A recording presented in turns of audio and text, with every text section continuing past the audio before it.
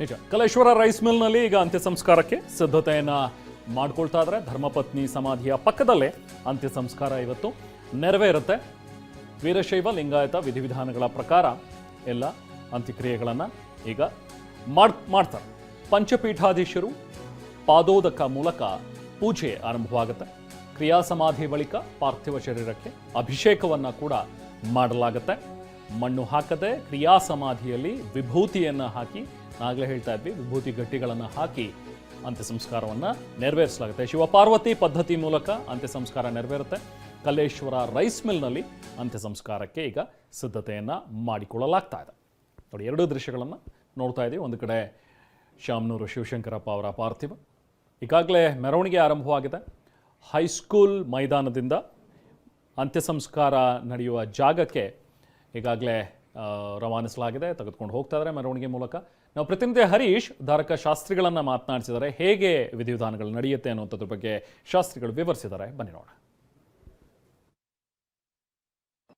ಹಿರಿಯ ಕಾಂಗ್ರೆಸ್ ನಾಯಕ ಶಾಮನೂರು ಶಿವಶಂಕರಪ್ಪನವರು ಅಸ್ತಂಗತರಾಗಿದ್ದಾರೆ. ದಾವಣಗೆರೆಯ ದಣಿ, ದಾವಣಗೆರೆಯ ಅಪ್ಪಾಜಿ ಅಂತಲೇ ಶಾಮನೂರು ಶಿವಶಂಕರಪ್ಪನವರು ಕರೆಸ್ಕೊಳ್ತಾ ಇದ್ರು. ಅವರ ಪಾರ್ಥಿವ ಶರೀರವನ್ನು ಅವರ ನಿವಾಸದಲ್ಲಿ ಈಗ ದರ್ಶನಕ್ಕೆ ಇಡಲಾಗಿದೆ. ಅಪಾರ ಪ್ರಮಾಣದಲ್ಲಿ ಅವರ ಅಭಿಮಾನಿಗಳು ಬರ್ತಾ ಇರುವಂತಹದ್ದು, ಹರಿದು ಬರ್ತಾ ಇದ್ದಾರೆ.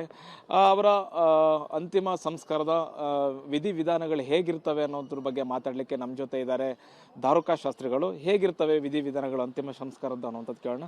ಸರ್, ಅಂತಿಮ ಸಂಸ್ಕಾರದ ವಿಧಿವಿಧಾನಗಳು ಹೇಗಿರುತ್ತೆ, ಯಾವ ಸಂಪ್ರದಾಯದ ಪ್ರಕಾರ ಈ ಒಂದು ಕಾರ್ಯಕ್ರಮಗಳು ನಡೆಯುತ್ತೆ ಅಂತ?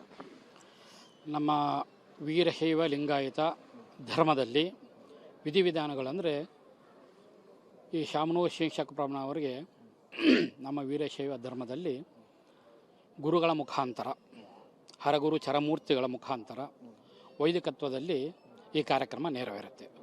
ಮೊದಲಿಗೆ ಅವರಿಗೆ ಸ್ನಾನವನ್ನು ಮಾಡಿಸೋದಾಗಲಿ, ಹಾಗೂ ಗುರುಗಳ ಮುಖಾಂತರ ಅವರ ಇಷ್ಟಲಿಂಗಕ್ಕೆ ಅಭಿಷೇಕ, ಗುರುಗಳ ಮುಖಾಂತರ ಅವರಿಗೆ ಒಂದು ಅಭಿಷೇಕ ಆಗಿ, ತದನಂತರ ಗಣಪತಿ ಪೂಜಾ, ಪುಣ್ಯ, ಪಂಚಕಲಶ ಹಾಗೂ ಅಷ್ಟದಿಕ್ಪಾಲಕರನ್ನು ಆ ಸಮಾಧಿಯಲ್ಲಿ ಅವನ್ನ ಕಲಶಪೂರ್ವಕವಾಗಿ ಸ್ಥಾಪಿಸಿ, ಹಾಗೂ ಸಹಸ್ರಾರು ಭಕ್ತಾದಿಗಳ ಮುಂದೆ ಹಾಗೂ ಹರಗುರು ಚರಮೂರ್ತಿಗಳ ಮುಖಾಂತರವಾಗಿ ಮಾರ್ಗದರ್ಶನದಲ್ಲಿ ಈ ವೀರಶೈವ ಧರ್ಮಾನುಸಾರವಾಗಿ ಈ ವಿಧಿವಿಧಾನಗಳನ್ನು ಗುರು ಮುಖಾಂತರ ನೆರವೇರಿಸ್ತೀವಿ.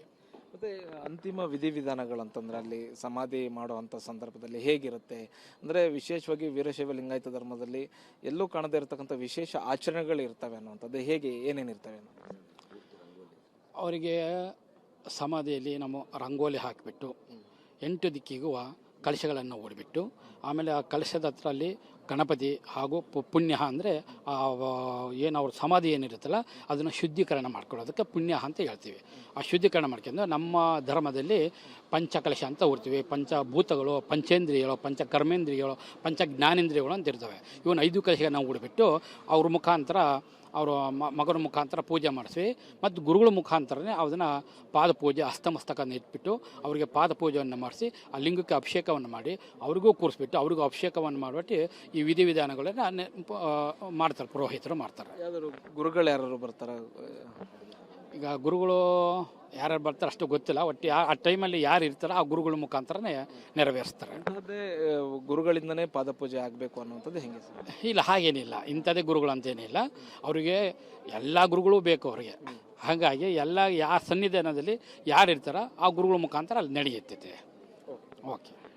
ಅಂತಿಮ ವಿಧಿವಿಧಾನಗಳು ಹೇಗೆ ನಡೆಯುತ್ತೆ ಅನ್ನುವಂಥದ್ದನ್ನು ಧಾರುಕ ಶಾಸ್ತ್ರಿಗಳು ವಿವರಿಸ್ತಾ ಇದ್ರು. ಕ್ಯಾಮ್ರಾ ಪರ್ಸನ್ ವಿನೋದ್ ಜೊತೆಗೆ ಹರೀಶ್, TV9 ದಾವಣಗೆರೆ. ಹೀಗೆ ಅಂತಿಮ ವಿಧಿವಿಧಾನಗಳು ಹೇಗೆ ನೆರವೇರುತ್ತೆ ಅನ್ನುವಂಥದ್ರ ಬಗ್ಗೆ ಧಾರುಕ ಶಾಸ್ತ್ರಿಗಳು ವಿವರಿಸ್ತಾ ಇದ್ರು. ವೀರಶೈವ ಲಿಂಗಾಯತ ಸಂಪ್ರದಾಯದಂತೆ ಈಗ ಅಂತ್ಯ ಸಂಸ್ಕಾರಕ್ಕೆ ಎಲ್ಲ ಸಿದ್ಧತೆಗಳನ್ನು ಈಗ ಮಾಡ್ಕೊಂಡಿದ್ದಾರೆ. ಕಲೇಶ್ವರ ರೈಸ್ ಮಿಲ್ನಲ್ಲಿ ನಡೆಯಲಿರುವಂಥ ಅಂತ್ಯಕ್ರಿಯೆ